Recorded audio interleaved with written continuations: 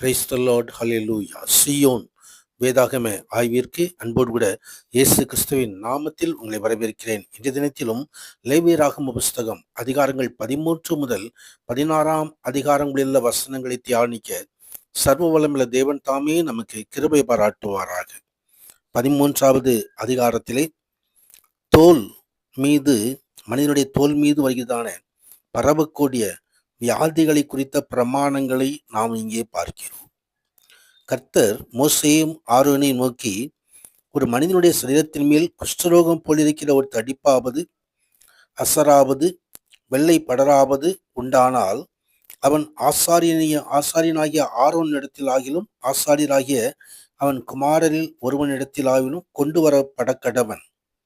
அப்பொழுது ஆசாரியன் அவன் சரீரத்தின் மேல் இருக்கிற ரோகத்தை பார்க்க வேண்டும் என்று சொல்லி, அங்கே ஆசாரியன்தான் அந்த மனிதன் தீட்டுள்ளவன் என்று சொல்லி தீர்க்க வேண்டும் என்று சொல்லி அதற்கான பிரமாணங்களை ஆண்டவராகிய தேவன் தருகிறதை குறித்து பார்க்கிறோம். தேவனுடைய சித்தத்திற்கும் பரிசுத்தத்திற்கும் ஒத்து வராதது எல்லாமே தீட்டானதாக கருதப்படுகிறது. அது பெற்றோர் சம்பந்தமானதாக கூட இருக்கலாம்.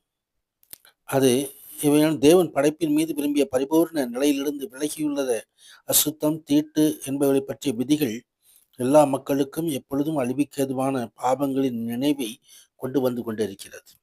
ஆம், இந்த குஷ்டரோகம் அல்லது தோலின் மீது காணப்படுவதான இந்த நோய்கள் மனிதனுடைய பாவத்தை குறிக்கிறது.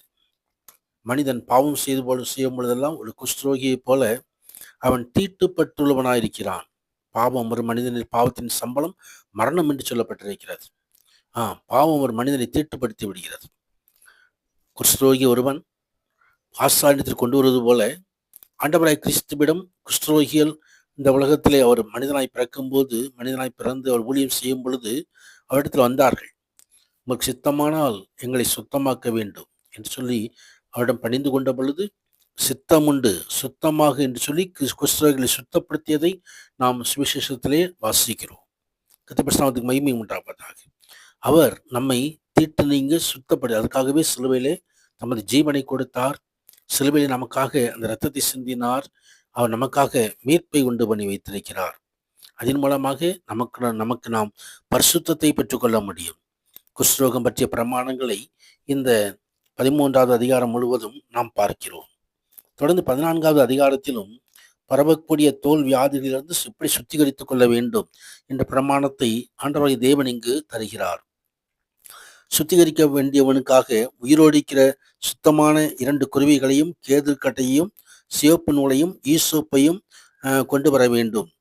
அந்த குருவிகளில் ஒன்றை மண்பாண்டத்தில் ஊற்று நீர் மேல் கொல்ல சொல்லி, உயிருள்ள குருவியை கேதுரு கட்டையிலும் சிவப்பு நூலையும் ஈசோப்பையும் எடுத்து இவைகளையும் உயிருள்ள குருவியையும் ஊற்று நீர் மேல் கொல்லப்பட்ட குருவியின் ரத்தத்திலே தோய்த்து, குஷ்டம் நீங்கி சுத்திகரிக்கப்படுகிறவன் மேல் 7 தரம் தெளித்து அவனை சுத்தம் பண்ணி உயிரோடுள்ள குருவியை வெளியே விட்டுவிட கடவன். கர்த்தருக்கு மகிமை உண்டாது. இந்த கொல்லப்பட்ட குருவி கிறிஸ்துவின் சிலுவை பாடுகளை நமக்கு தெரிவிக்கிறது. கர்த்தருக்கு மகிமை உண்டாவது. அதே நேரத்தில் அங்கே உயிரோடு விட்ட குருவி அந்த கொல்லப்பட்ட குருவியின் இரத்தத்தின் மூலமாக அது உயிரோடு விடப்படுகிறது. அதே போல நாமும் கூட கிறிஸ்து நமக்காக சிலுவிலே பலியானதினால் நமது ஆத்துமா பிழைத்திருக்கிறது. கர்த்தருடைய மகிமை, நம் நித்திய ஜீவனை பெற்றிருக்கிறோம். கர்த்தருடைய மகிமை உண்டாவதாக. அப்படியான ஒரு பிரமாணத்தை ஆண்டவராய் கிறிஸ்துவானவர் அவர் நமக்காய் கட்டளையிடுவதை குறித்து பார்க்கிறோம். பாவங்களை நம்மை கழுவும்படி அவர் தாமே நமக்காக ரத்தத்தை சிந்தினார். கர்த்தருடைய மகிமை உண்டு. கிறிஸ்துவ நீங்க எப்படி சுத்திகரிக்க வேண்டும் என்பதை இந்த அதிகாரம் நமக்கு தெரிவிக்கிறது. கர்த்தருடைய மகிமை உண்டாவதாக. ஆம், அந்த பாவங்களற நம்மை கழுவும் இயேசு கிறிஸ்துவின் ரத்தம் சகல பாவங்களை நீக்கி சுத்திகரிக்கும் என்று சொல்லி 1 யோவான் 1 அதிகாரம் 7வது வசனத்திலே தெரிவிக்கப்பட்டிருக்கிறது. கர்த்தருடைய மகிமை உண்டு. தொடர்ந்து 15வது அதிகாரத்திலும் தீட்டுப்படுத்தும் பிரமியத்தை குறித்து, அதற்கான பிரமாணங்களை குறித்து இந்த அதிகாரம் முழுவதும் தெரிவிக்கிறதை குறித்து பார்க்கிறோம். பாவம் தீட்டு உண்டாக்கி பாவ நிவாரணம் பெற்றுக்கொள்ள வேண்டும். கர்த்தருடைய மகிமை உண்டாகும். அதிகாரங்கள் 11 முதல் 15 அதிகாரங்களில் வாசனை உடல் ஆரோக்கியம், நல்வாழ்வு ஆகியவற்றில் தேவனுக்கு இருக்கும் கரிசனையை காண்பிக்கிறது.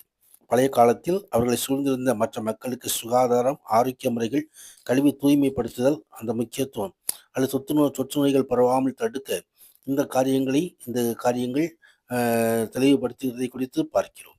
அவர்கள் ஏழைகள், பிணியாளர்களிடம் போதுமான அளவு கவனம் செலுத்தவில்லை.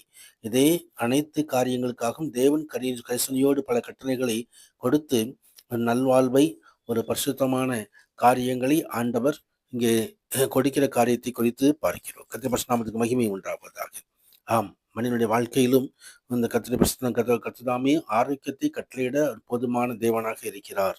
கர்த்தருடைய மகிமை உண்டாகும். தொடர்ந்து 16வது அதிகாரத்திலும் ஒரு பாவ பரிகார நாள் கொடுக்கப்படுகிறதை குறித்து பார்க்கிறோம். யூதர்களுக்கு மிகவும் முக்கியமான ஒரு நாள் அது யாம் கிப்பூர் என்று சொல்லி எபிரேயத்தில் சொல்லுவார்கள்.